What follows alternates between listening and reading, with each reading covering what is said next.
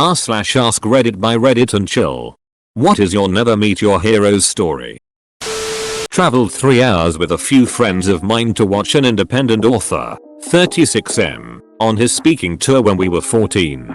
He'd just released a book about his sex addiction. But his other books were just about his life and I loved him. When he found out we'd traveled so far, he started asking about how we got there and I told him my sister, 34, drove us.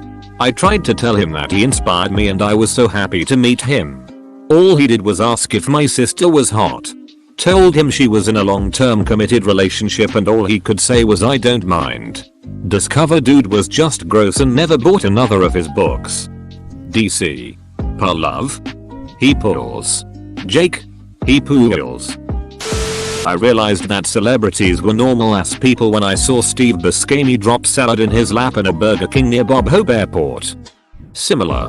But it was Olivia Wilde at Salt Lake Airport and she was struggling to open the container her salad came in. TBH. It killed any fight scene she does for me. Like in Tron. She beat up a bar full of people but can't open her salad. Jason Sudeikis was awesome to chat with though. Not me. But my 4-year-old daughter. She loves mailmen. She insists that she really wants to be one when she grows up. She's even planning to be a mailman for Halloween. She stops every mailman she sees to shower them with questions. And most have been kind and patient with this weird kid stopping them to ask questions. Until 2 days ago. When one told her to go away. She's been deflated for the whole 2 days. This is the saddest one. This makes me so sad. I hope she meets a nice one again soon. Tried to talk to Bill Nye at the USA Science and Engineering Festival when I was in middle school and he was a total a-hole to both me and his 2 assistants. Rolled his eyes at me. Was very snarky when I asked for an autograph and tried to tell him that he was the reason I had decided to apply to a science magnet high school.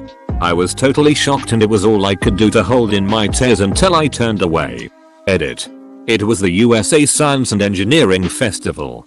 Not the National Book Festival, though both are awesome. I have yet to hear one friend say a positive thing about the time they met Bill Nye. Edit.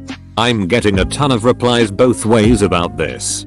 Some of you met him and he was great. Others are telling a different story. I wonder if he's one of those people that's either in a great mood or a terrible one. With little in between. Bill Nye, I'm a ducking sellout guy. I was told that as a kid I met Ryan Reynolds on the street once with my parents and he tried talking to me and I told him to go away. He's now one of my favorite actors. Yeah, his never meet your hero. I'm sure if you met him again and told him this he would laugh really hard. Oh. This one is fun. I went to a Blondie concert a few years ago and was allowed to go backstage with my friend who was with a talent marketing agency. Debbie Harry was there talking to some people from the band. And we didn't want to disturb her. So my friend asks one of the guys in the band if he could be in a picture with him instead. I had a pretty nice camera with me. This was nearly a couple of decades ago. So it was a camera with a roll of film inside. The guy in the band was fine with it. So I took the picture with my friend and the band member in the foreground. And Debbie in the background. As soon as I took the picture, Debbie ducking exploded on me. I explained the situation but she just freaked out and told me she'd call the cops if I didn't give her the film roll in my camera right away and did I want to go to jail. I asked what she thought the cops would send me to jail for. She just pushed the decibels up one level and just repeated give it to me. Give me the ducking film roll. Over and over.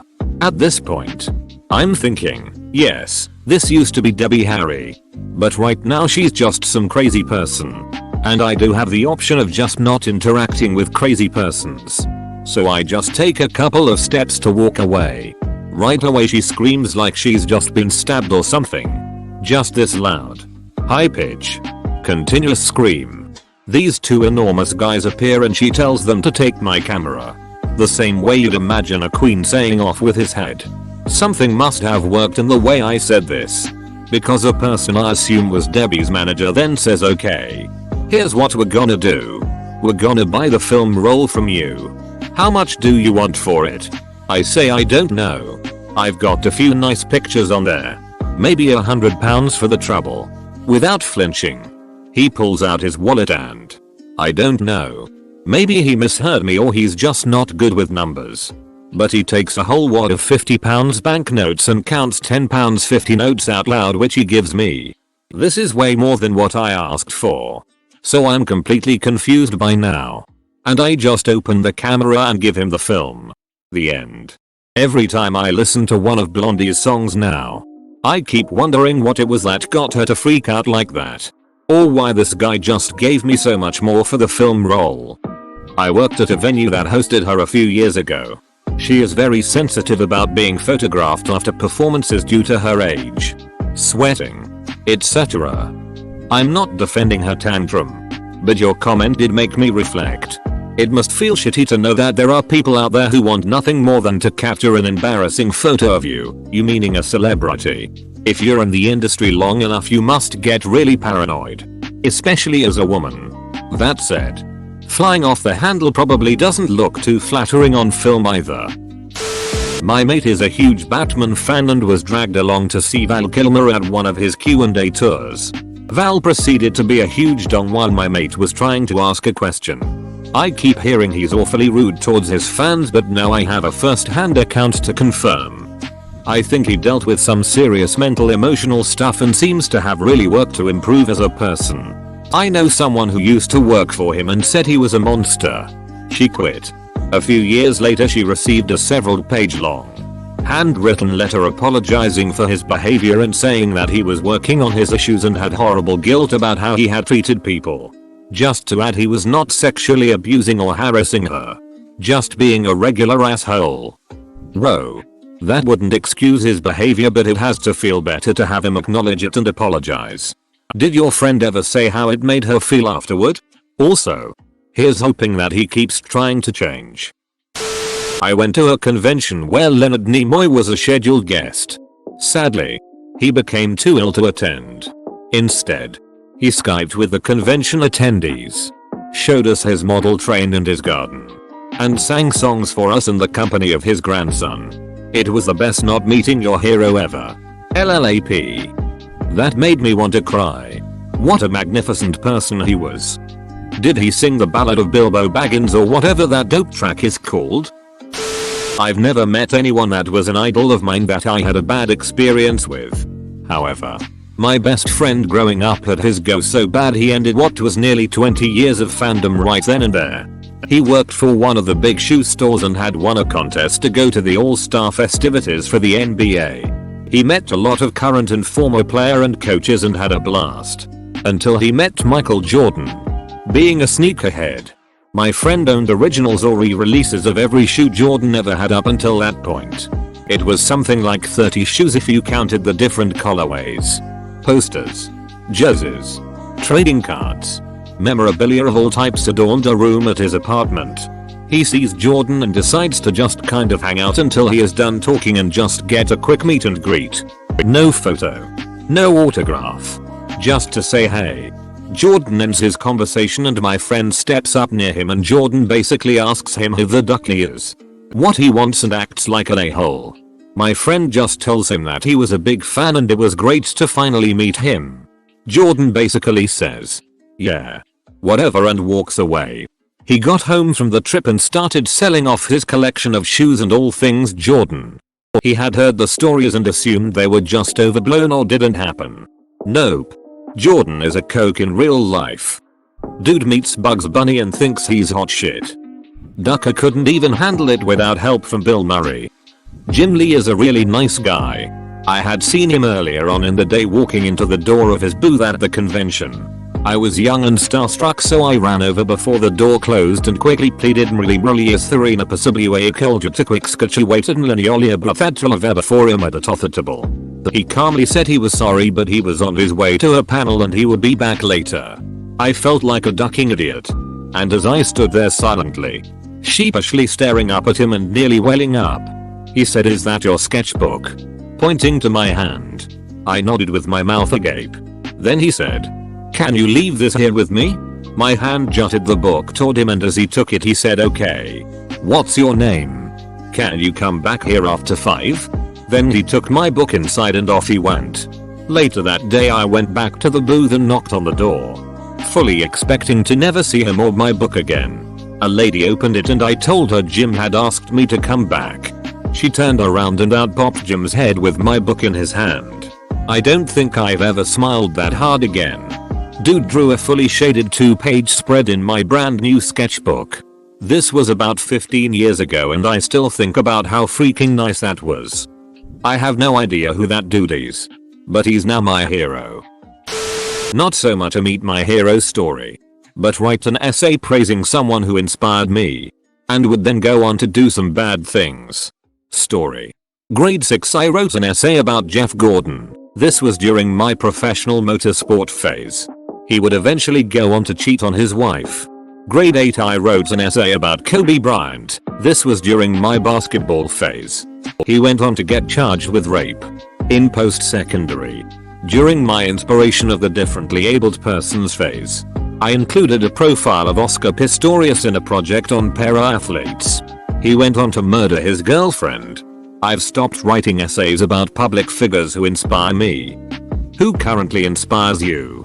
So we can stay away from them. I've conveniently stopped being inspired. I worked at a train park in Scottsdale, AZ back in high school and was in the front lobby when David Spade came in with his kid. This story is pretty great because he was upset that the cashier or anyone up front wasn't treating him in a OMG David ducking Spade just walked into our establishment kind of way. He even verbatim said don't you know who I am? And just seemed super petty. I just remember standing there internally laughing my ass off.